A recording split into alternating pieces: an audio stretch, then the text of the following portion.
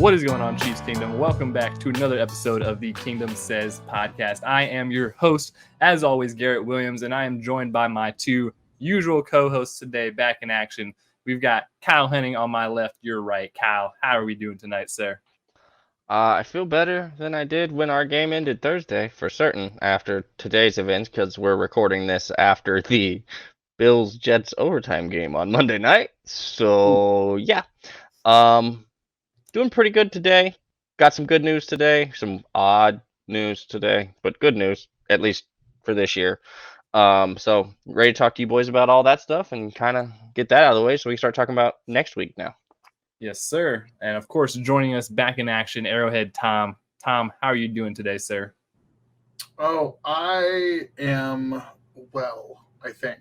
I'm not okay, that's probably not fair. It's been a weird couple days. So, but it's not all bad and it's not all good. I don't really know how to contextualize a lot of the things that are happening. Just some days.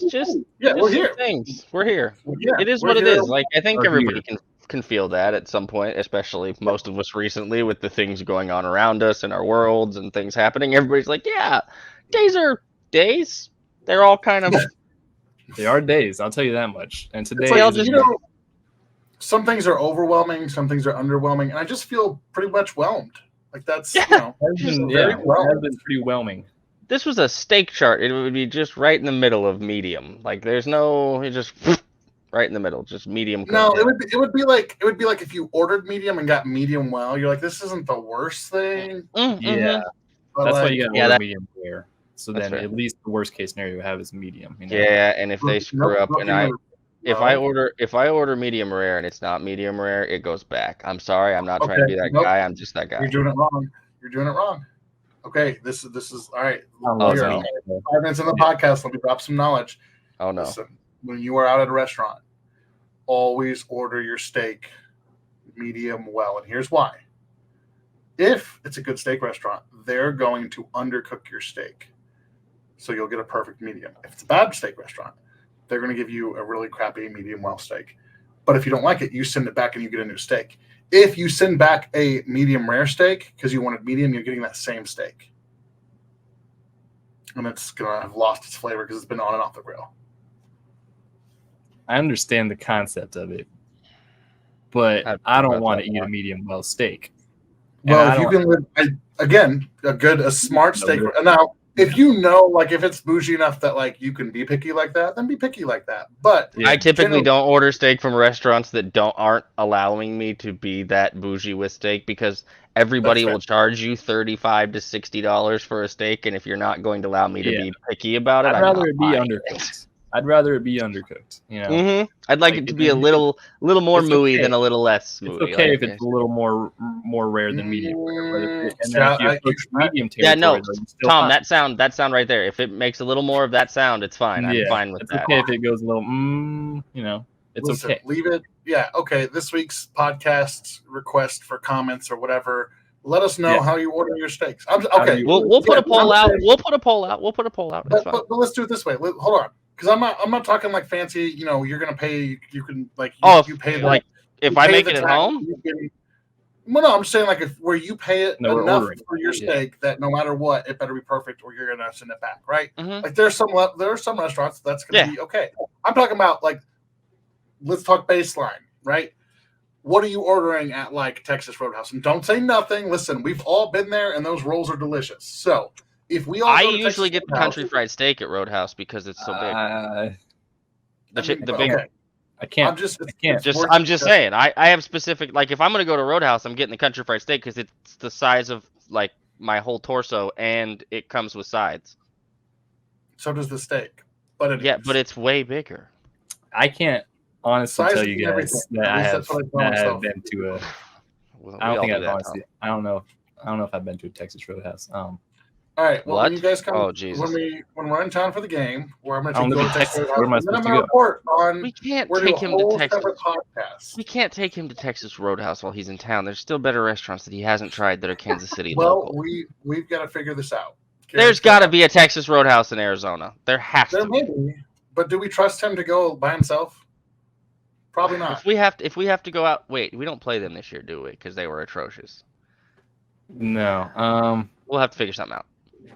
Yes, we'll All figure it right. out. Well, Too you can far. tell that we're feeling better about how the Detroit game went because we're not really Not all too that much. concerned about the rest of this conversation that's happening, guys. So I guess we should briefly. I don't know, you guys want to start there? You want to start Chris Jones? What do you want to do? Yeah, let's start with the news of the day here. Get this podcast back on the rails. Leave your comments on what steak you order.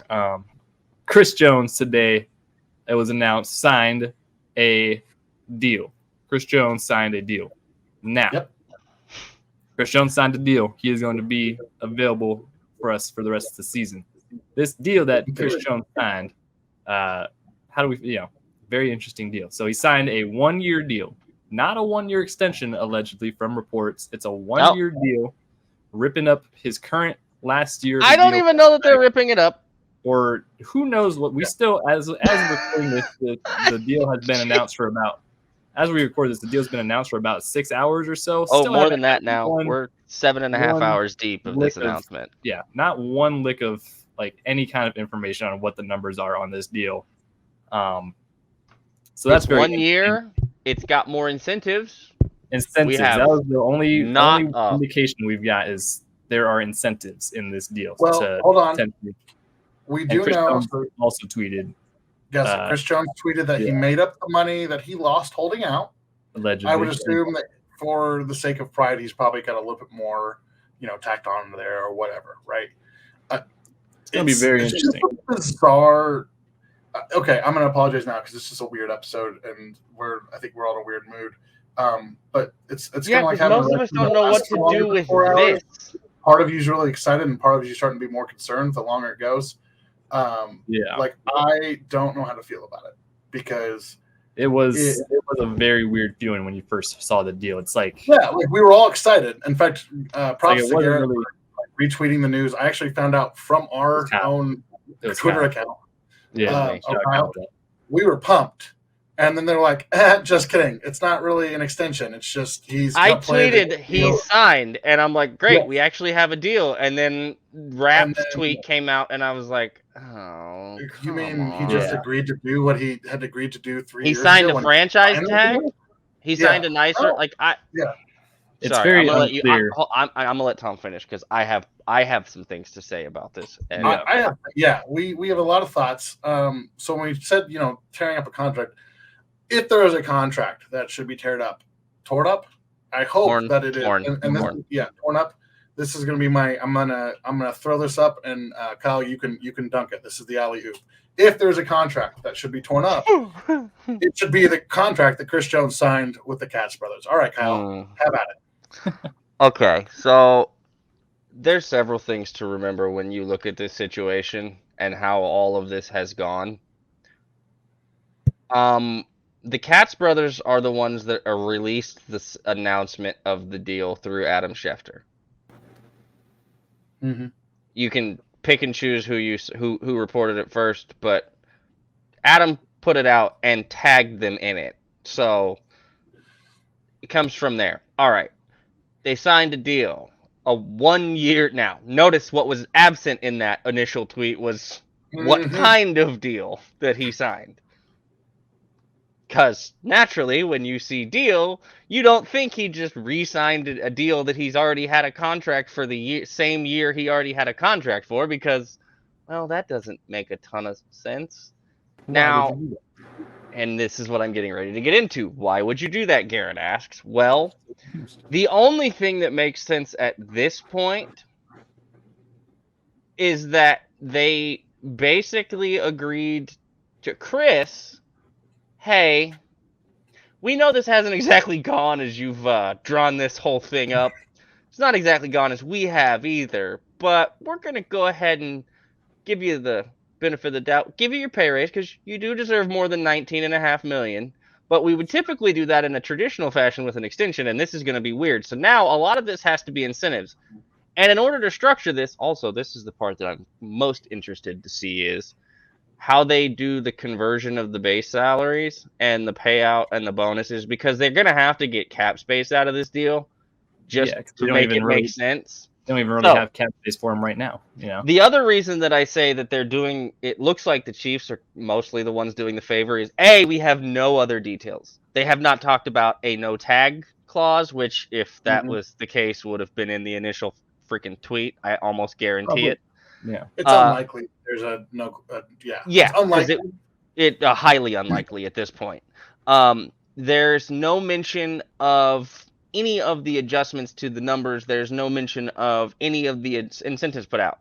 The Chiefs then releases their own statement where Brett Veach goes through this whole thing, and then his last line in this is two things became obvious. One, that Chris wants to be a Chief for life, and I thought the next line was going to say, and the Chiefs wanted Chris to be a Chief for life. I'm sorry, he didn't put the for life thing in there, but Chris wants to be a Chief, and I thought it was going to say, and we wanted Chris to be a Chief, but it said, and the Katz brothers essentially were there. Yeah, they were there. The way that it actually really reads is, hey, he really wanted to be here, and you guys, pardon my language, almost fucked that up real bad. And now, he didn't take a deal that would have paid him $27.5 million and 55 of it guaranteed for the next 2 years. So he's taking less long-term security. Point blank period. No way to go around that. Less long-term security. He's hurt himself in the categories that he wants to get into incentives because he missed a game. The DPOY conversation, sack totals, games played, snap percentages of snap counts, all the things that are typically incentivized pieces of contracts, especially when you're adding incentives to a deal that already had incentives in it. Exactly. And you've taken $4 million in fines during this whole process and gotten none of what you wanted other than the raise for this season. So, if you look at this from a strictly, and some of you may know this, some of you may not, I used to want to be an agent, sports agent. I actually started and went to college partially to be a sports agent, and then I kind of ejected out of it a little bit when I realized how much contract and how much law school you technically really should go do to do that process, because I'll give you guys a hint, it's a lot. There's no way you can look at the behavior of the agents during this process and view it as anything other than negligent behavior on their behalf. The only thing that I can tell you about this, the only people that are going to get more money out of this deal realistically by the time it's all said and done is them. Because they get their percentage cut of the new money, whether he gets... It's insane the way that these contracts are set up, because some of the other things you guys don't know, player negotiated contracts between agencies and players is not always the agent gets this much percentage or this much thing. Some of them have flat fees. Some of them have the agent world is a very dark place sometimes. It's got its good parts and it's got its nasty side. The nasty part of this business is they've basically just put in like a 6-month legal battle where they just knew they were going to get a no contest verdict and they were the only ones getting paid out of the deal. Like, that's basically what this looks like. Yeah. That's what it feels like. It feels like there's no resolution. And I legitimately think... Does not feel like a good resolution, yeah. I legitimately think after Chris sat in that press box, or in that booth, in that box on Thursday night, and after all that, and he's like, man, I'm supposed to be on this field. You guys told me this is going to be taken care of. This stuff needs to get done. And then Brett comes out and says, and they really were fighting, or whatever, what was the exact term? Fighting for Chris. Something like they were persistent in their. In other words, I think Connor Christopherson said that this translates to, you're very stubborn. Yeah. Which is a nice way of putting what I said earlier. You almost this up, you dummies. Yeah. The exact quote was, the Katz brothers worked diligently on his behalf. That's what it says. Chris wanted to be a chief. The Katz brothers worked diligently on his behalf. Which is the nicest, politest way to say, I can't stand you. None of this makes logical sense. Yeah, what that was the are most you doing? non-answer you could possibly give. And if they did give him more incentive money, and if they did restructure this stuff to where it's signing bonus and he gets a bunch of upfront cash and it's a bunch of guarantees, they're doing him hey, we're being nice here, because they didn't have to restructure this deal this way. They could have just said, no, come back at $19.5 million and take the game check fines, and we'll renegotiate at the end of the year. But they didn't do that. So that gives me pause to think it's one of two things. My suggestion to Chris would be find new representation that is used to handling deals of this size, structure, and magnitude, because the representation that you currently have is out of their depth. Even if they are not intentionally negligent, they are unintentionally negligent, which may actually be worse. Yeah. Yeah. So That's I'm not one to typically go out and Josh Briscoe had a very nice rant on this a little bit earlier today on Only Weird Games, and I am also not one to typically go out and say you need to be fired. But if I was Chris Jones at this point, based on everything that has happened over this entire negotiation process and where we ended up today, there's no way you keep them as representation for this next contract. You can't. Yeah. So it's gonna be now, interesting. If they have managed to spin to him that he didn't lose money in this because we got them to build in an extra 12 mil, extra bunch of incentives that you may not get to, because I'm sure for them to be not likely to be earned and not count for this year's cap space, they got to be higher sack numbers than he got last year, which 15, 16? 15 and a half. Yeah, so got to be 16 plus, and you got 16 games. Yeah. You've also got to factor in, we talked about percentage of snaps. Well, he just lost 60, 70 snaps to that percentage chart. He's gonna have the Super Bowl one is gonna be hard to be not likely to be earned because they won last year. So I don't know how that works with that specific. Yeah, it's gonna be really interesting to see how they end up structuring this contract, and what the the Chiefs incentives actually are. And I've seen people talk about void years. I will be That's not a thing that the Chiefs very, very, I mean, I guess they did it with the Frank Clark's contract, didn't they? I think they did it with. I don't think that's how that. Twitter, someone said that they did that, but we'd have to. Definitely not a trend. They cut him. They restructured him and then put it into this year, and then they just cut him this year and took the dead money. That's not a void year, though. I'm not sure. For those who don't really know, a lot of NFL teams recently have been doing a thing called void years, where they just tack on funny money years on the end of the contract, and they're just. And they're not actually the player's not actually under contract. They can just split the money over the years that way. Yeah, that's not a trend that we've seen the Chiefs do. Brett Veach has, as a matter of fact, there was a graph about this that I saw from one of our analytics friends put out last week, where the amount of dead cap space by team in the NFL, and the Chiefs have by far the least amount of dead cap at this point. Yeah, like I was saying, I think coming from where they were when he took over that's pretty big improvement, because John Dorsey was the king of dead cap. I will say for Chris Jones, a lot of things.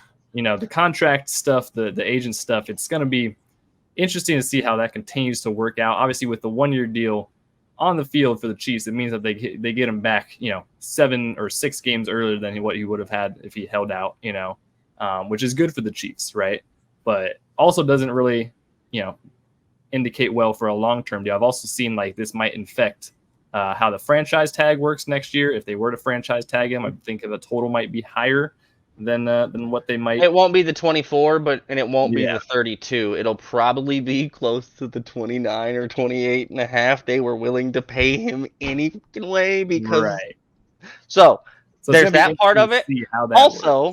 Also, it has been projected that next year is going to be the year where the salary cap does a balloon, because they've not built into the salary cap the deals from Amazon and the deals from Apple and all that new money that the NFL just got. You're talking about a cap. If only the Chiefs had somebody who I don't know was maybe director of the finance committee. Yeah, who was plugged into the financial prospects of the league and would be able to provide maybe some insight. That would be so if you don't know, being tongue in cheek here, Clark Hunt is. So again, everybody's thing about can they tag and trade him next year? They could, or they could just tag him. Yeah, well, it's gonna be interesting. Either tag him or Yeah, And like I Tom. said, the salary cap, what it'll be will determine. But the NFL has not jumped it up as to the expectations with the amount of money they've brought in, and the players are going to eventually demand that they do so because that's part of their money. So, yes. Garrett, I'll give you a chance to talk because I think Okay, yeah, I'll just say all of it's good to think about what it means for this year. Chris Jones will be on the field. He'll be motivated. yes, Contract year is undefeated, as we all know. So it Perez. might lead to a really good scene. And then Rest in what peace, happens Perez, next year is always. going to be a talk for a long time. If Chris gets new agents, if they decide to continue to negotiate a long-term deal, and if they don't tag him, then he's going to be a free agent, and then other teams can negotiate with him as well. So that's going to kind of work against the Chiefs' favor. But he'll also be on the other side of 30.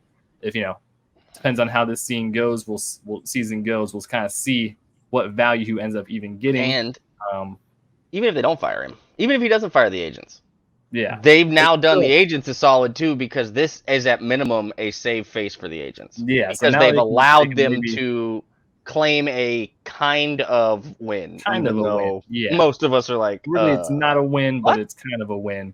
So maybe that'll be a little bit. Hold on, you got the best defensive tackle in the league at Darvin, and this I will give Briscoe credit for earlier. He goes, you just got one of the best defensive tackles in the league at Dalvin Cook, Samaje, Saquon Barkley deal, where you just basically got him a franchise tag, or a Josh Jacobs Saquon Barkley deal where you got him a franchise tag at their position. Well, hold on, because I want to. It's a bad deal. First, you guys can attest to this. My first reaction, yeah, it was bad, and it felt like, okay, he won, whatever. So here's what I realized as the deals and some other stuff was coming out. So there's a couple of realities, right? He could keep the agents, maybe they work something out. He could fire the agents, which I think we've all agreed, find different representation, work a deal out. And there's a path, like I said, intentional or unintentional, for him to stay in Kansas City, right? But you know what's kind of brilliant about this 1-year deal, especially it being incentive based? From Kansas City side, I'm assuming you're headed down? Yes, for Kansas City side. So, okay, because I'm like, I don't know what the answer to this is from the other Chris side. Jones, let's just say this. Chris Jones is, let's say he puts up a similar season to what he did, 15.5 sacks, 16 sacks, right? And he wants Aaron Donald money, and the Chiefs aren't willing to pay him that. They're going to tag him, and they're going to have trade partners. Right? Because he's coming off a really big year. If he sucks, his second in a row, really big year. Again, statistically, very hard to do. Whatever. If he gets injured, if he has a bad performance, whatever. Which, by the way, are all more likely with missing a month and a half or missing 2 months of the offseason and game and preseason and stuff. Yes. It just happens when you're gone, and when you miss that stuff, people seem to get hurt more. So he loses leverage in that scenario. If he has an average year, he loses leverage and he loses money. So like he loses money in the short term, but he also loses money in the long term because it's okay. Or if he has another 15.5 sack season, they might go, you know what, you're worth it. They'll pay him. I would be surprised on a lot of that. But here's my thought. The worst case scenario for Kansas City is that Chris Jones comes back and he has a slow start. Because and while they're negotiating, there's no performance there's no progress with making a deal. Because I think if you want to keep him in Kansas City, you want to figure that out. You want to have an idea of if that's possible by the trade deadline. If he's not having an all-world season like we're used to seeing from him, that's kind of the worst case scenario, which I think is one of many scenarios. But there's a lot of scenarios here that favor Kansas City because they have the flexibility, right? If he has a great season and they don't want to pay him, they can tag him and trade him. If he has a great season and they want to pay him, they can do that. If he has a mediocre, if he has a bad season, if he gets hurt, if any of that stuff, he's going to probably have to sign for lesser money or take the franchise tag or take a 1-year prove-it deal. And if he takes a deal somewhere else, then obviously you get that 3rd-round comp pick, and maybe that's, he's still got enough, even if his best season is still, unless he comes out. I don't think there's any way on earth, no matter how he plays this year, that they don't at minimum tag him because where you have to trade to get a hold of him, because I don't think they're taking just a third for him. Well, and that's what I'm saying is he would have to have a pretty disastrous season for them to just go, you know what, we'll let you hit free agency. And we're talking like Orlando Brown Jr. Because that's the situation I think of. That would have to be, it would have to be that level bad, and he would have to fall off so far. And so as far as the franchise tag and all that stuff goes, I think the only scenario where that happens is they end up in a position where they don't like this year with Orlando Brown. They want him back, but the negotiations aren't working, and we've got other guys we want to go get. So you're missing out. Guys to pay next year too. You got a lot of contracts coming up. The biggest thing is this buys time for Kansas City to figure out the rest of their roster construction. And and again, it's a two-way street. I want to be very clear. I want Chris Jones in Kansas City. I support him getting the money that he deserves and all the money he needs. A lot of times I think, people talk about him being selfish and all this. I hate that narrative. I don't think that's the narrative at all. I think he's doing what's best for him and his family. I can never blame a person for that, right? And I know it's a lot of money we're talking about. I know, the economy is hard, all that stuff. But what I think a lot of people miss is, we're none of us are professional athletes. These people have a lot of people who depend on them in a lot of cases. They also, how many NFL players are employed at the age of 40? Right, so this is money that has to last them a lifetime, and probably has to last some of the other people in their lives a lifetime. I'm not saying that they won't be set for life. I'm not saying that Chris Jones isn't already set for life, but some of the things that go into that, some of the work, the risks, all that. So, all that aside, I almost feel bad for Chris. And again, I'm not a professional. I don't know all the legal stuff, Kyle. But it feels like nobody has said, who's handling this really well? The Katz brothers. That's because it would be you just have to be lying. Like even they, I don't know. I hope for his sake that wherever he plays next year, whether it's in Kansas City or Miami or Cleveland or wherever else Miami has no cap space next year. Fine, Jacksonville. He could play in Jacksonville, or they still have to figure out their pass rusher. Who's the Jaguars of the NFC? The Commanders. The Commanders, yeah, he can go play on the Commanders or somewhere else. He got 9 guys. Anyway, you just really hope that this doesn't affect him long term. This kind of poor decision of the agency. There's for a better risk or worse for him, because if he gets hurt, what are you going to do, man? You lose all your leverage. Look, you have a lot of leverage. This is where what you were talking about, Tom, where I lose it. Like, I'm all good with the business side of it. Matter of fact, that's my biggest problem with the entire portion of this whole scenario is they've handled the business side of this so badly it doesn't make sense. But they as in Katz brothers, not Chris Jones. Notice in this entire conversation, we've all said very little to nothing when it comes to Chris. And I know people, he works for them. Yeah. Okay, guys. No. Not necessarily all the time. And yes, technically to an extent, but something you guys all have to understand is the agent world and having agents, they're not always beneficial to players. We've seen in many cases over the years that agents don't always have their players' best interest at heart because it is possible, like in every profession, for bad apples to get through and have access to people and funds and things that they shouldn't. We've seen agents bankrupt guys on there because, he controls my money and does my investments on the back end too. Oh, so you have no idea where any of your money is? And then they look for their money like 10 years down the line and they're broke because their agent burned it all. Like, and guess what? Stuff happens. I'm not telling you the Cats are lighting that money on fire for Chris Jones. That's not what I'm telling you. But the negotiations and the handling of this entire scenario has been as bad as it gets from an agent handling perspective. Like, when you just sit down and look at it, you notice how Drew Rosenhaus doesn't ever really seem to have problems like this. Yeah, right? Yeah, because he doesn't do like they've done. Like, there's no... It's going to be interesting to see how this progresses. When you start losing the logical side of the business aspect is where that's where the problem becomes.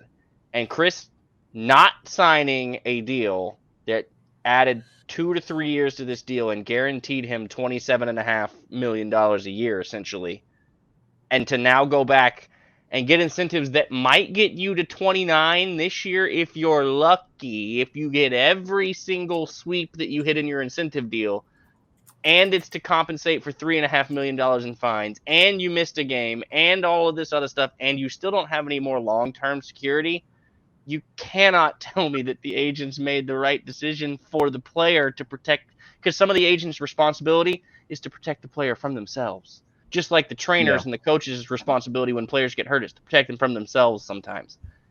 There's no way that this is a full-blown win for the agents at all, but for Chris, he might do it, and he might get that money for this year, but he still didn't get the security, he still didn't get the long term and the guarantees, and he still didn't get to the Aaron Donald money, because even with the incentives, he's not going to get more than 30. They're just numerically, it doesn't make any sense as to how he can. Yeah, to prevent this from talk, we could talk about this for an hour, but to prevent us from actually getting to an hour, I think to wrap this up, Chris Jones, glad to see him on the Chiefs this year. We will see how it progresses next year. Now we get to talk about how he fits in with what we saw week 1. Yeah, so we're not gonna go. You have more on this time. Oh yeah, I'm looking this up as we go. Stuff, I guess. And it's just real simple to what Kyle said. When is the last time an NFL player missed regular season games during a holdout and it worked out? Le'Veon Bell. Oh, worked out positively. And it worked out positively for them. Worked out positively. Never mind. Not Le'Veon Bell. Completely scratched that off the record. There's one person who comes to mind in terms of getting the money that he wanted. And you have to go way back for this one. I was going to say, how far back are we going? And it didn't work out well for his career. He was smart. He got it up front. How far back are we going? We're talking I'll tell you what. He's one of my all-time favorite players who's not on the Chiefs because he was fun to watch when we were playing against him. I'll give you a hint. I think I know. The guy who loved him and drafted him is no longer with us. Happened to wear silver and black. Al Davis. About 800 pounds. Oh. Played quarterback. Yeah. Held out like half his rookie season. Jamarcus Russell. Jesus Christ. And that was a rookie holdout, wasn't it? Yeah. It just does not work well. Holding out, missing regular season games. Let me rephrase that. Hey guys, are you old enough to remember when rookies could hold out for contracts and completely take teams to the cleaners and then be terrible? Yep. I mean, but let's look recent history. Earl Thomas in 2018. What happened to him? Right? He never got another big deal. He got the Ravens deal, but that didn't work out very well for him. Long term. That lasted 10 minutes. Yeah. Let's see. Le'Veon Bell, we know how that went. He got paid, but his career didn't go well. And maybe that's what Chris wants at this point. He just wants to get paid. But if you if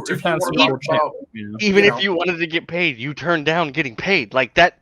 Yeah.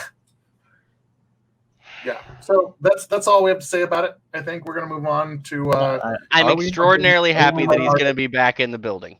That's where I'm at this point. He's back for the rest of this year. We'll get to the rest of that mess that we just talked about for 25 minutes. 35. Yeah, well, pretty close.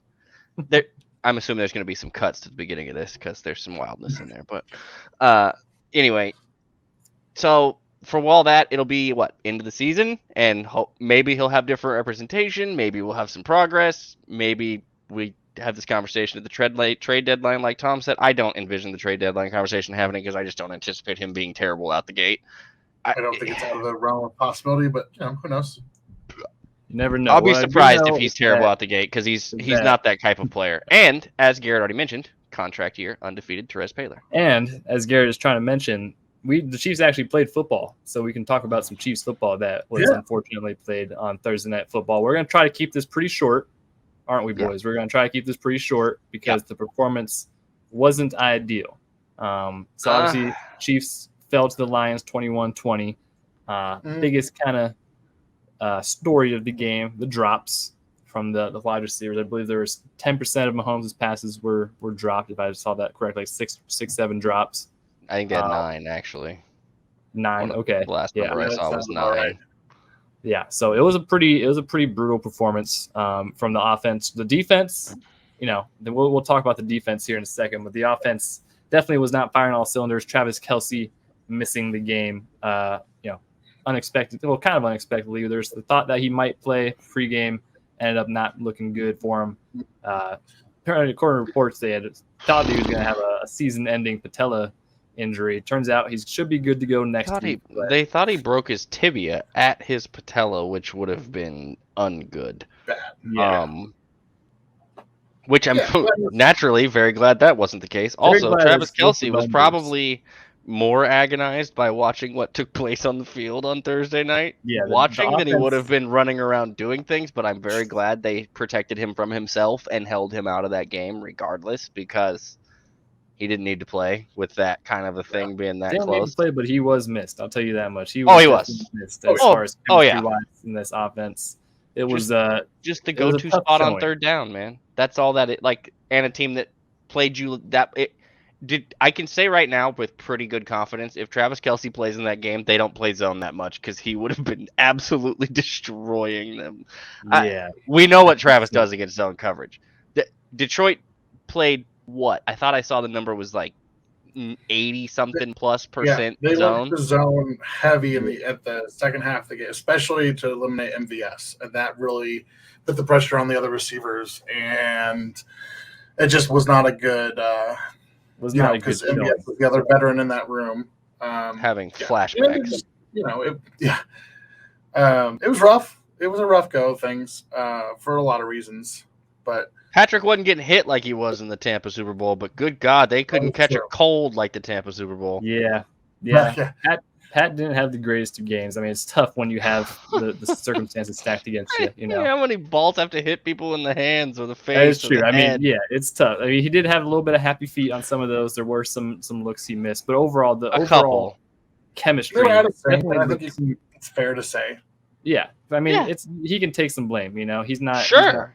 It's really hard for me to look at him and go, yeah, it's your fault they had 9 drops, including a tip ball pick six from a volleyball play. That is the tough part about it, It's very unfortunate kind of how it worked out, but I will say, the offense just didn't have the full chemistry there. Obviously, like we said, Kelce being out, MVS kind of being the main target they took away. Everyone else is super young and new to that offense. You have 2 rookies essentially. You have a first-year guy who didn't get a ton of snaps last year. You have Richie James coming in.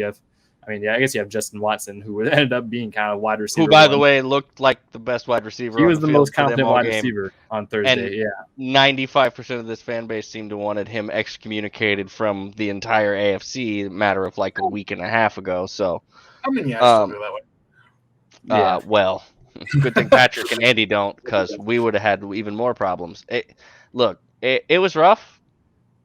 This was a little more of the growing pains that I think some of us expected to see last year. This year, everybody that was very worried about Rashee Rice dropping the ball can kind of put that one to bed now, though. He actually had one of the He's the guy that didn't have the drop problem, lo and behold. I think he had one on like a screen. And it was not exactly catch. It wasn't. I wouldn't even call it. I mean, it was tough. I wouldn't have. It wasn't like. That was one Patrick probably would have liked to put in a little more productive spot than where it was. Yeah.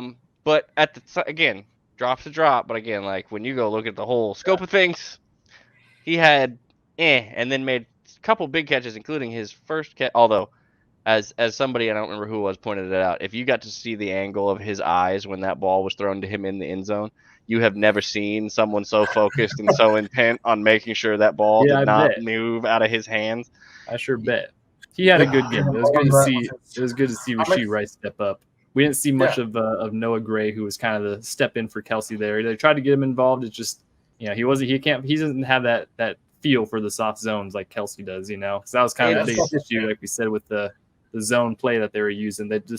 We couldn't find the bunch of young guys trying to figure out how to find their spots. And there was a Sky Moore crosser that was shown that Sky gets open right away. It's actually like an in route, but he just kind of drifts a little more into the zone than just sitting down. That's why it got knocked down. It's little things. It's little. Kadarius drifted too far on the one that the linebacker made the diving play and knocked it down.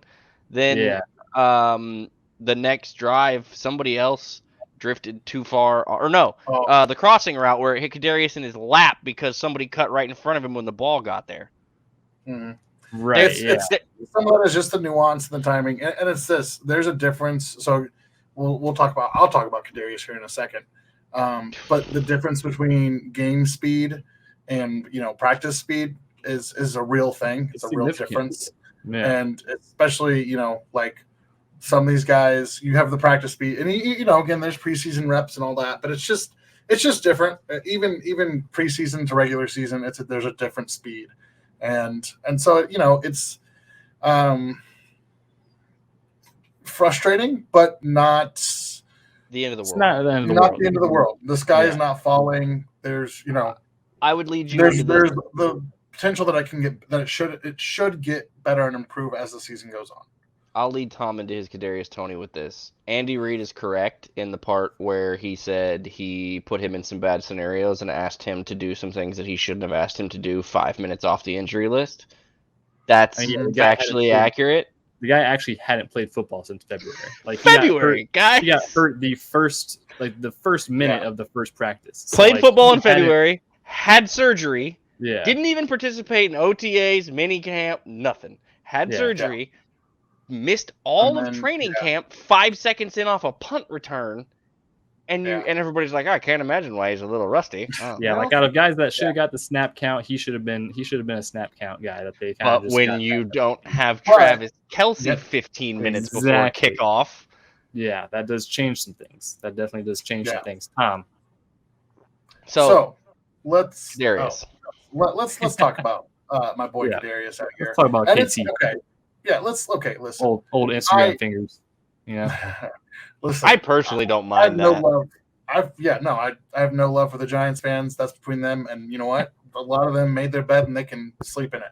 So, and then also, to the point of, hey, you know what? A lot of other teams who are supposedly really good, and maybe even better than the Chiefs, allegedly one that's like 3-1 against us or something. I don't know, whatever team. They also lost in a much more embarrassing fashion. But we aren't here to talk about them because we don't want to be rent-free in anybody's head or anything like that. But we're not counting Twitter mentions. Anyways, moving on, Kadarius Toney. So let's talk about listen. The amount of hot and cold with this kid, you know what? Yes, the last time he played football was in February, where I don't know. He helped us win a Super Bowl again after battling injuries all season. That part, right? And you can critique him for his play. You can critique for whatever. But were you guys not around when Travis had a phase where he kept fumbling the ball away? Right? Even I watched Tyreek do that exact tip drill to a defender exactly the year before we traded him. That happened like 4 times. Yeah. Yeah. What? I mean, Tyreek was giving away balls. So it's not. Literally. P.S. He did that in the Miami game, too. He tipped one right to the Chargers. They picked it, and then, of course, he gashed him for like 400 yards, so that helped. But so it's just super disappointing to see a lot of fans of this team be so reactionary about things, especially when, as we just said, he was probably out there more than the coaches plan on having him out there because they're trying to make up for the absence of a Hall of Fame player on that offense. Also, he's the only guy that got separation of the entire wide receiving core. Yeah, there's that too. The talent is real. The rhythm and the discipline. That's just other than Justin Ross. I just want to say this, right? I want to say this because I think, I just think it's worth saying that yes, these players are people, and when you're going to go for a guy like that, like some of the tweets, we should have, traded for this bum. We should, what do you accomplish? And it's one game. This guy's barely had a, meaningful career with the Chiefs. He's been here less than a season. Yes, injuries are a factor. Yes, it's kept him on the sideline. And it's frustrating as a fan. At the same time, with the exception of this week where everybody looked pretty bad, he has had some huge moments for us. And I think you are, I don't know, as a fan, I don't get it because I want the kid to be successful. And you can be frustrated by the injuries, but it's like, do you think he wants to be hurt? Do you think he's it's not a choice, man? So some of this is a little bit of Tuscaloosa fanism where we've gotten a lot of new folks that are maybe not quite, they're just bad fans. I don't know how else to explain that. When you're wishing injuries and trying to shit on every player that moves, that's just crazy. But with Kadarius, Part of it's the Chiefs' fault. No offense to them, but they basically came out and said he was going to be their number one wide receiver this year, and then when he goes out after he hasn't played football in 3 months, and they put him out in a situation where, and as Andy said, put him in a scenario where they weren't good situations and it wasn't that, and then that happens, he's going to get lit up for it, especially because he's a lightning rod already. So it's tough. It sucks. It's stupid. It shouldn't happen. Your own fan base definitely shouldn't be doing that crap. I'm also glad that Kadarius deleted his Twitter or deactivated his Twitter account and had previously had his Instagram account deactive until he decided yesterday during the Giants game. He said, "Oh, the Giants lost how many? Oh yeah, you finna hear about that? Yeah." He turned it back on briefly and then put a "we're out of business, we're closed" sign up. So hopefully we're done with that for a while now. Again, that'd be hilarious. Oh no, it did. It had all three phases of it. He said what he said at like 26-0. He said what he said at like 40-0. Then he said we're closed. I'm back off this thing. Leave me alone, and then stay tuned. One good one, so it's mixed messages, but it is what it is. Unmute. Boom. I'm good with all that. I really don't care about that.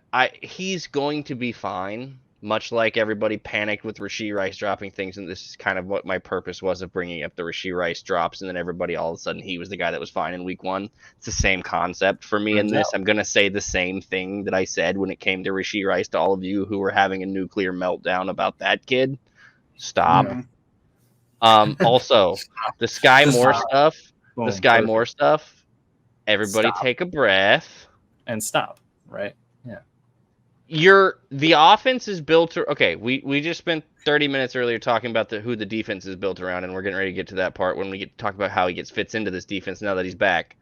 The offense on the weapons side of the sheet is built around 8-7 because why wouldn't you, right? So with that connection between 8-7 and 15. So it's Hall of Fame. But why wouldn't you do that? The best ever. So again, that's why they were okay with trading Tyreek. Also, Travis played every game last year, so it didn't really seem like anything happened too bad because, the guy that they drove the ball around even when Tyreek was there is still there. He was gone week 1. It looked bad week 1. Yes, we don't like life without Travis Kelce. Fun fact, we're not going to like it when he leaves. Now, they're going to do some different things, I would assume, to prepare for that, but they had 36 hours to figure that out. So everybody relaxed. They were already also game plan installed by that point and several other things. Also, I looked up there was a stat yesterday was tweeted. I believe it's up to 19 now. 19 of the NFL's 32 teams did not throw for more than 200 yards this week 1. That's the most. Week 4. That's really what we're looking at. The most by far in NFL in the last decade and a half. 19. Yeah, that's some crazy stuff right there. Okay. Yeah. So every offense, the receivers, they didn't look great, but like we said, offensive line looked fine. That's growing pains. Offensive line looked good. Andy Reid is still allergic to calling an inside run. Absolutely refuses to do it. Yeah, I know. Or just refuses to do anything. We're getting up short yardage on the hour. Times. Sorry, I'm going to steal this. Yeah, but I have to say this: the most frustrating part of this game to me was not the drops. It was 2 things. It was 1, not being able to run those plays in short yardage situations, right? You have one of the best. We said this before the last time I was on. We said one of the best, if not the best, offensive line from guard to guard in the NFL. Yeah. And you can't pick up 1 or 2 yards in a short yardage situation. And then on the flip side of that, they just don't. They just don't. Yeah. They just don't even try to run those plays. I don't know. Andy Reid does not know who he has. On the very flip side of that, right? And this is the old O-line coach and me coming out, O-line, D-line coach. It is, so you can't do it. But to watch the Lions at the end of that game and at the fourth quarter in the second half line up, play after play, broadcast it, and you can't stop them. That's when we could talk Chris Jones, whatever, but as a big man, as a coach, that's when your dollars are earned, right? You got to go big on big, and you get in there and you do the dirty work. That's when what's earned, Tom? When the dollars are earned. Huh? What did we spend 30 minutes at the beginning of this podcast talking about? I know. And that to me was. I mean, but it's the same. It's weird how they have this because Steve Spagnuolo struggles with it the same way Andy struggles with just, hey, line up and run forward for 2 yards. Just run forward. Just Whatever run, reason. just run an inside run. That's not on With- 2nd and 10. Yeah, with Spagnuolo, it's like he's afraid of the Not on big play. second. And he's That's so the afraid of only the big time play. they do it. That's the only he'll time let he them rips do out it. his inside run. I got to tweet once during this game at least that I can cognitively remember. Andy Reid, second and 10 run, drink. Yeah, it happens at least once a game. It's Uh-huh. infuriating. Although Bills It's on the bingo card for did a sure. 2nd and 15 draw. So Like I That is said, something I to just think about. I don't get it from that it is very standpoint. The On Chiefs that- they sure don't act like they have one of the best offensive lines in the league because they just they don't refuse to run the pound. I mean, they have Pacheco who's a hard runner. You know, Jerick McKinnon's a hard runner. I don't even think Jerick McKinnon got 1 carry. You know how the They're thing using is Clyde. sometimes You you're can't- too smart for your own Yeah. good. Can I? He's too does- creative. He's too diverse. He's too genius for his own good sometimes. I just kinda- Legitimately, Andy. He's like, I can't just run an inside run. I need to Patrick have a covers double reverse covers up some of those things because he Word. makes some of those things not a problem. But like legitimately, Andy Reid has had like 2 or 3 things that have hampered him his entire career from winning more than he has, and I need one of them has being too smart for his own good. So I need to say something because, and I can't believe that frickin' Chiefs Twitter is about to make me do what I'm about to do. But Garrett said it, and I need to do it because it's not fair. And if you're gonna have a take, it needs to be correct. So for the first time in Kingdom Says history, I'm going to defend Clyde Edwards-Helaire. So buckle up, children. If you are going to I take can't a wait. still screenshot of a running play and go, Oh Christ! look That at one was bad. all the run. No, Look at all that the one's space over here. I'm Yeah, going to come no, that through. one I'm was going to not reach to Twitter, and we're going to have a talk. And here it is, because I've Yeah. watched that play. I've watched that play a couple times now. That I was watched a it good play. And I I went, didn't hey, even need to rewatch the play once I saw the it's really screenshot. simple. It's so It's really obvious. simple. The linebacker's How right there. Body. No, well, not just the linebackers, but the safety is over top too. Safety is right there So too. let me, if you're not, if you haven't seen it, then good. But if you've seen the screenshot, and it's dunking on Clyde Edwards-Helaire, and it's really just bad from the people who are sharing because it shows that it's a very basic thing. You Count don't the know bodies. ball. Count the bodies, and this is how we used to coach it. Follow the butts. All right. Yeah. You 4 follow butts, the 3 butts. butts. I'm following 4 butts. Exactly. Yeah. Because if let's say magically, first of all, if Clyde Edwards-Helaire was able to cut back in real time, like from that picture, he has a linebacker who's free over top. He's got the safety who's free over top, and he's actually probably going to lose yardage. So Yeah. he He made the actually right call. gained Follow your blocks. Follow your blocks. So Yeah. please, The Last safety time, that do was not- free over the top tweeted and agrees with you, Tom. Yeah. Actually, that's Um, hilarious. and that safety happened to have a pretty good game against us, unfortunately. So He's Yeah. also the same safety in the Super Bowl that absolutely depleted Isaiah Pacheco on one Yeah. of those runs up the middle. yeah, we didn't Yeah, care I to see that. We told him listen, again though. respect He got back respect at him.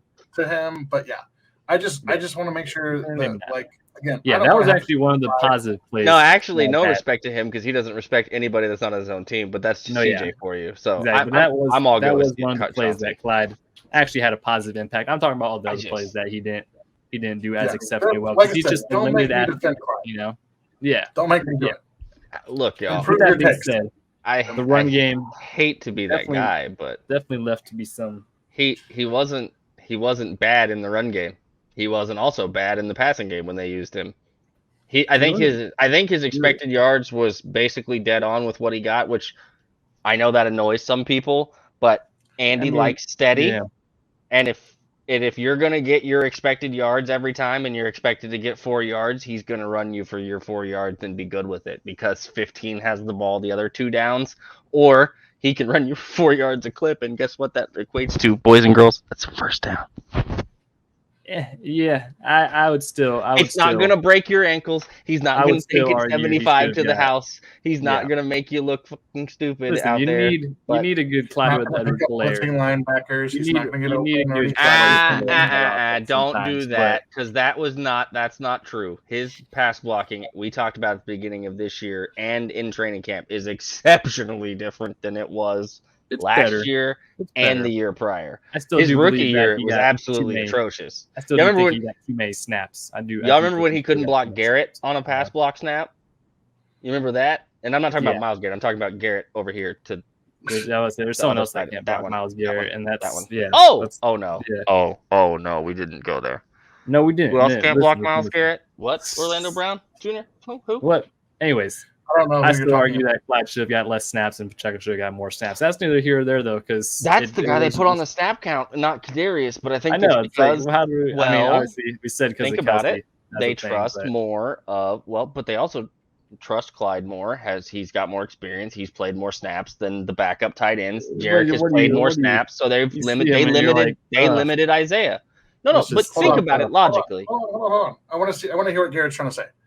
It's just whenever you look at Clyde, you go, ugh. That's what I'm trying to say, you know? Yeah, because It's you're just staring at the first round it's pick just so number ex- attached to his head and not the No, player it's just himself at this not point. even that. At that point, it's really that's so far out of my mind. It's just like He's you look at him and it's just Not like this is just 4.5 average. yards a carry. It's just average. I mean, that's good, but it's just average, you know? Yeah, which I That's mean, fine, maybe that's a little bit of spoilage on our end. Like maybe we're being Tuscaloosa. We are Look, spoiled. I mean, Well, no. That's even there's before probably some Tuscaloosa. The offenses Chiefs that have a would history love of to have running backs Clyde. that looks like a stable of thoroughbred athletes. Like It's just, yeah. go through Chiefs' histories of running backs. They've always had good running backs for the most part. Like that's just I'm the just saying, thing. like a little spoiled. it is a little spoiled of me to say, but like the pass game, I want When that you get to to be go good, from but I Christian also want the Okoye run to game Jamal to be good. Charles without really any breaks. No one's talking about the run game of the Chiefs whenever you finish a game like that, and I think that should change. They're never going to talk about the run game when 15's your quarterback. Well, what if they did? What if they had a great listen, yard after? Even when Kareem Hunt was here and he was leading the league in rushing, Kareem it was Hunt an a afterthought. dog. It was Kareem an Hunt was a afterthought. dog. No, We could have 'cause, used well- Kareem Hunt right now. Yeah, I think they give Kareem Hunt some due. I think he was a dog. Listen, I But, love there's a- Kareem on the field. On the field, I on the love field. Kareem. On the field, he was a dog. We ain't got to talk about off the Here's the field. other On the part. field, he was a dog. Here's the other part. When he was destroying the league, it didn't matter. They didn't pay attention. It literally we didn't paid matter. We paid attention. And he scored a There's lot. a kid down in Arkansas who's a pretty good running back coming out in the draft this year. We ain't talking about the draft. That's I we got. swear to God. We drifted All right. from here. All right, We'll watch moving the on. recon All for right. that. We ain't got to worry Defense. about it. Defense. The Chris defense. Jones. Yeah. Listen, Mike Dana has taken steps. Okay? sure We're has. plain simple Mike in the Dana had a story. game. Mike Dana was noticeable on my television set. Very noticeable. Keandre Coburn had a couple of very good snaps that I enjoyed Yep. very much, and Yep. you see the Felix. flashes and what they see in him. You see, Felix well, had a good I'm game. hold on. Give me just a second, because that's what I'm building to, and then you can have all Okay. the free reign you want on Felix. Bet. Keandre was very solid in this flashes that you saw from him. Now there was a couple times he didn't have such a good time. That's gonna happen with being a young kid inside there, and a good offensive line from Detroit's aspect and running the football. They did a very good job running the ball. They are a decent offensive line from the running perspective. I still am out to lunch on their pass protection in some sections, but they also held the Chiefs group that was fair enoughly depleted at one of their main players in check in some instances. Also, Spags had a crazy game. The guy, George, was great. George did exactly what I thought George was going to do. George continued his next steps. He's getting his pressures. He's getting active. He's beating guys, and he's going to start getting some calls because that dude's getting held more often than he's getting called on. But like his mentor. yeah, like his mentor who got literally assaulted and didn't get flags thrown in some place. Tom Bahali, for those of you trying to figure out who we're talking about. Felix, and I know why they took him in the first round now. Look, we saw little pieces in the preseason, but the snap, and I didn't need to see anything else but the one snap to really see what they saw and what they think this kid can do, and what I frankly, with more reps and more time and maybe with somebody else getting a little bit more attention than him, he will do. That rep in the end zone where he puts his helmet in Jared Goff's lap right as he's letting go of the ball, that whole sequence, that's speed, power, hands, quickness, everything you want to see, and bounce through contact, and just, I was That was like, an impressive rep. okay. He Well, definitely and had it a was- couple flashes in there that were And that he was very did impressive that. to watch. He did that to where he was physically. I noticed him just in the regular game watch, and for an edge rusher to do that for this offense or this defense, mostly because we've been staring at the same edge rush. Like I genuinely, when I watch games like this, I'm watching and I'm like, yeah, okay, the edges are out there. You just expect them to be there. You kind of expect them to do their job, but they're not going to just hop off the screen at you. Yeah. Unless Frank is feeling it, right? Unless Frank was feeling it, you weren't getting. Unless it's the fourth quarter of a playoff game, then we might. You weren't getting anything that just darted off the screen at you, really. Felix has that special little just, oh boy, that looks different. He can do both. He can win off the edge, and if he's one-on-one, feel bad for the tackles who have to figure out what to do with that. Yeah, it was good. He had some good flashes. Definitely the defensive line. It wasn't the worst showing that you possibly could have had. I mean, they definitely give me more Mike Dana inside while Charles. Yeah, Mike Dana had a real productive day overall. I mean, listen, they held the Lions to 14 points defensively. Jared Goff is an experienced quarterback that doesn't like giving up sacks. So he did have, there's a couple like the Keandre or the Felix pressure where he just gets that thing out real quick. That's a veteran quarterback move to do. Jared Goff has the Tom Brady, I don't want to get hit mentality of just throw it really fast. So, 1.8. Okay. Obviously, we saw Spags bringing a lot of pressure through various blitzes, which is a given. Probably a lot more also given. Extremely successful with, by the way.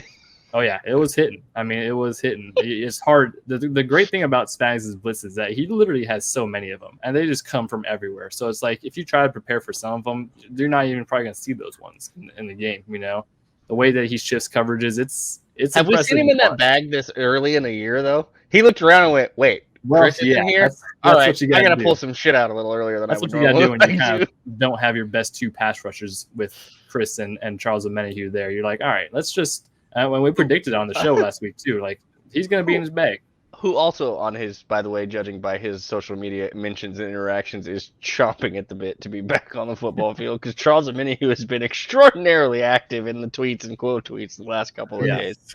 He's ready. The defensive line, they didn't look horrible with having Chris back. It's going to be a huge addition. We don't have to see Matt Dickerson in there, although he had a good rep. So shout out Matt Dickerson. Linebackers.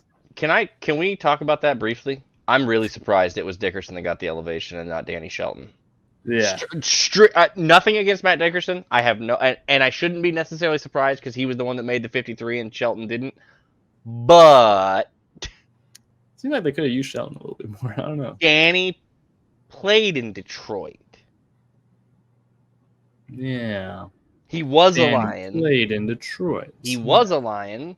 He's got a history there, and as Garrett mentioned, I would have not been mad to see him with next to Keandre on, say, a quarterback sneak or a couple of run plays down the stretch runs at the Lions or whatever you want to say. It would have been nice. I will say that if Derek Nottie doesn't improve or continue to improve, because obviously he had a better game than last year, because this game was better than basically all of his season last year, because his season last year was basically a burn the tape season. No offense, Derek, but it was bad. It was not good. I get it. It happens. Keandre showed you why he's going to eventually probably take that man's job next year. I'd say so. So the D-line looked okay. Linebackers, we kind of saw we didn't see much Drew Tranquil, actually, which we kind of predicted. We saw a lot of base more in the second half than we did in the first half. Yeah, they started to turn it up, but they were pretty comfortable running a lot of base packages most of the game, which it wasn't the worst plan in the world. Leo had some good reps. Willie was out there, Nick was doing good, so it wasn't the worst showing from the linebackers, but it did seem it might have needed Drew a little bit more than what. I'm not surprised they didn't use him much early. I didn't expect them to. I expected them to use him because Chris wasn't out there, not because they wanted to. Mostly because I think they're going to use him to do some different things down the stretch that they don't feel like showing off right now. Probably. And then the DBs had a pretty good showing. Trent McDuffie had a pretty good game. Tom, talk about your boy. Which one? Trent McDuffie. I mean, which one? The whole secondary is my boy. Trent was locked that down. The one that's not Kyer Elam, who was inactive in tonight's Bills loss in overtime to the Jets. Not that one. Yeah. So beautiful. It's so beautiful. Remember when people got mad at me because I said I didn't want them to take Kyer Elam? Remember that fun time? We were we were in unison on that. I one. know. No arguments here on that one. Speaking of, check out Kingdom Recon. Continue, Tom. Yeah, so McDuffie was. I mean, you just wouldn't expect that this is a guy who missed most of his rookie season and then just walked in like the dude just And has is such undersized. a stature to him. Undersized, maybe not the best athlete. It just I said undersized. Yeah, undersized, quote unquote. He was fun. I need to go. I haven't had a chance to like go, and I'd probably just have been kind of avoiding the all 22. But I thought, Josh Williams was solid in the snaps I was paying attention to. I didn't see as much of Chamari Connor that I thought we would see, and I don't remember hearing or seeing him or Brian Cook, their names necessarily. Chamari Connor is actually out there a decent bit from what I saw. Brian played every freaking snap. He actually got the start. Yeah. He actually was a starter. They blitzed him a few times. Didn't see much more of him than that, but they were using him actually. My problem is that we saw more of Mike Edwards than I wanted. I would rather see Chamari at this point. And that's no offense to Mike Edwards. I don't need two older safeties that aren't tackling spectacularly in my secondary, frankly. And we have one of those with Justin Reed. I would prefer Mike Edwards to not be on the field as much. Right now, anyway. It is what it is. Like it's nothing against Mike. I just think tackling perspective and the versatility perspective of Chamari brings more than what Mike Edwards brings you right now. Yeah, and probably going forward.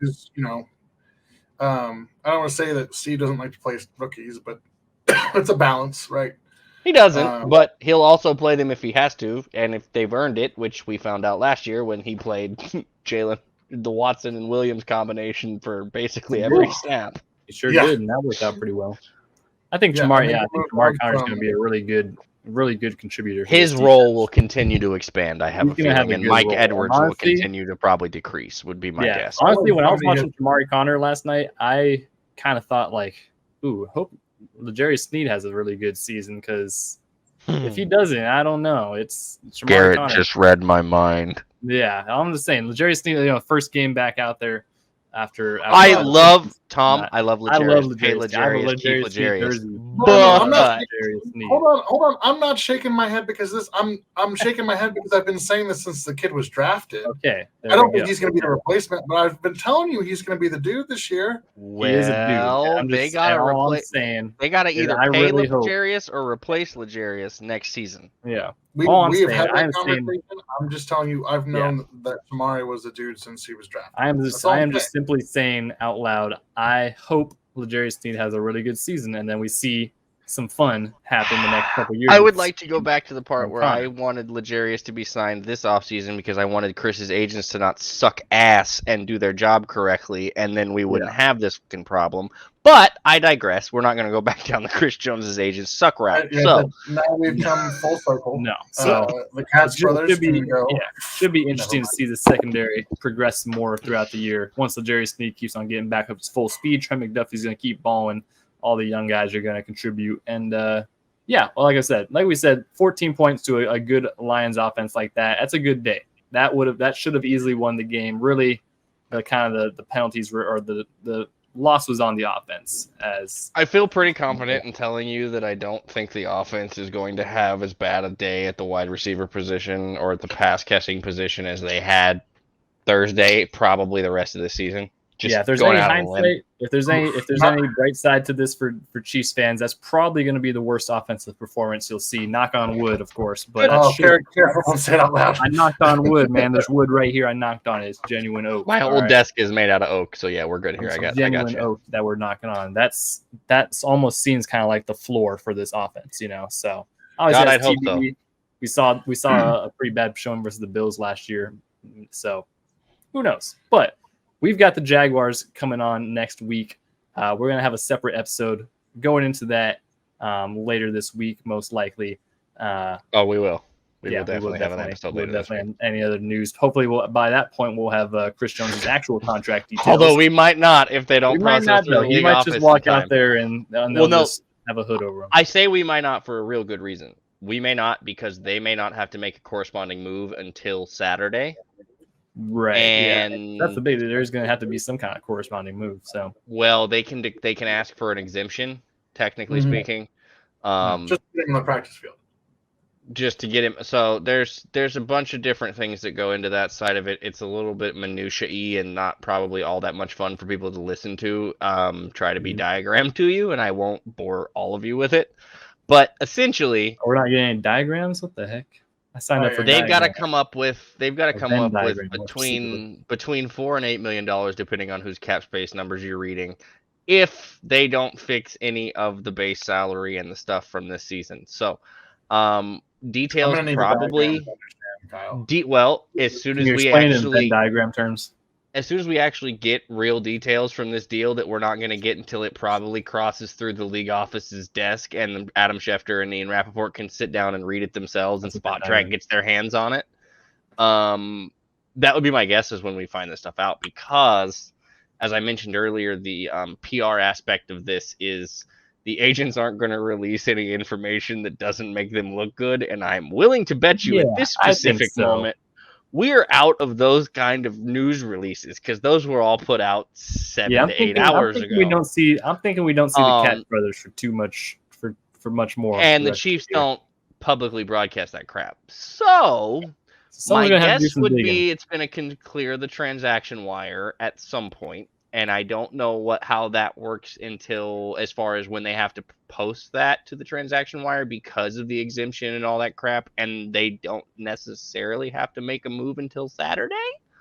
So we will see. We will see when we talk to They have some options. They have restructure options and stuff like that for other players that are on longer deals, if the player is willing to do so, or maybe even this year if they could, I don't know, extend Joe Tooney randomly. Or Travis Kelce takes a little restructure and gets some more money now, or gets to split out. Or no. giving him more money. Who says when he wants to win, and giving him more money, not less. Tom, not less. Okay. It's more of a readjustment of how quickly he receives said cash flow. And I'm sure Travis wouldn't be pissed about waking up with an extra $5 to $7 million in his pocket tomorrow. You know what I mean? We will see. We will definitely see how this ends up shaping up. But we will talk to you guys in the next episode. Be sure to follow us on our socials at Kingdom Says Pod on Facebook, Twitter, Instagram, X, which is also the same thing as Twitter. Which is also be sure to watch us. Hey, sure to watch Threads us on YouTube. We gotta remember Threads, Garrett. Threads I think Threads is dead, Kyle. I hate to say Threads when our fan base remembers. Hey, Threads. It's still there. No, Threads, I still see people and teams using it. It's still there. Threads, you had a good run. Nobody else uses it. Threads is dead. I mean, shout out Threads, but you're dead. Watch us on YouTube also. If you're only listening to this on Spotify or Apple Music, watch us on YouTube. Go follow us over there. You can see our quotation marks better because I can only do them with my hands. You guys don't get those. Yeah, you can see Tom shake his head. I'm doing them. Hey, guys, remember this one is going to only be like a 45-minute episode? Yeah, then we talked about Chris Jones for 35 minutes. So here we are. So thank you all for tuning in. We won't keep you any longer here. Be sure to check us out on the next episode of The Kingdom Says.